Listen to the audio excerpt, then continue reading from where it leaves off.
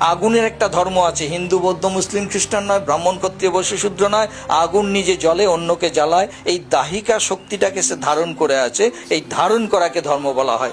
বরফের একটা ধর্ম আছে, বরফ নিজে শীতল থাকে অন্যকে শীতল করে, এই শীতলতাটাকে সে ধারণ করে আছে, এই ধারণ করাকে ধর্ম বলা হয়। সেই রকম মানুষের একটা ধর্ম আছে। যখন কোনো মানুষ, নারী হোক পুরুষ হোক, হিন্দু বৌদ্ধ মুসলিম খ্রিস্টান জৈন শিখ পার্সি ব্রাহ্মণ ক্ষত্রিয় বৈশ্য শূদ্র, ভারতীয় আমেরিকান সুন্দর কুৎসিত, যে কোনো মান্যতার, যে কোনো বেশভূষার, যে কোনো রূপ রঙের হোক, যে কোনো সম্প্রদায়ের হোক, যে কোনো ভাষাভাষীর হোক, যখনই কোনো মানুষ ক্রোধ স্বভাবকে ধারণ করবে সঙ্গে সঙ্গে সে দুঃখী হয়ে যাবে। এখানে কি লেভেল দেবেন? কি এটা বৌদ্ধ ক্রোধ এসেছে, হিন্দু ক্রোধ, মুসলিম ক্রোধ, জৈন ক্রোধ, ভারতীয় ক্রোধ, আমেরিকান ক্রোধ? আর এই ক্রোধের কারণে যে দুঃখটা আসছে, এটা হিন্দু দুঃখ, বৌদ্ধ দুঃখ, মুসলিম দুঃখ বলা যাবে? ক্রোধ ক্রোধ দুঃখ দুঃখ, এটা সার্বজনীন নিয়ম, সার্বকালিক সার্বদেশিক নিয়ম।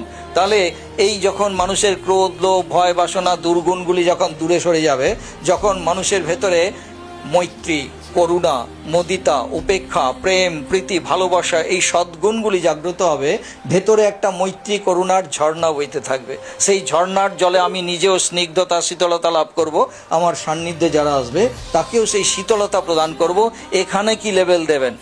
কি আমি বৌদ্ধ ধর্ম আচরণ করেছি, বৌদ্ধ শান্তি পাচ্ছি, তখন ধর্ম আলাদা আলাদা, তার শান্তি আলাদা। আমি হিন্দু ধর্ম আচরণ করে হিন্দু শান্তি পাচ্ছি, আরে পাগলের মতো চিন্তা, এই পাগলামি গোটা সমাজ গোটা বিশ্ব করে চলেছি। তাহলে শান্তি শান্তি সার্বজনীন। এটা কেন শান্তি?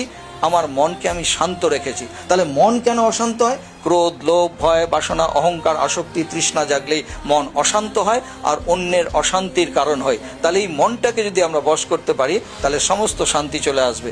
না, এটাকেই ধর্ম বা ল অফ নেচার বলা হতো।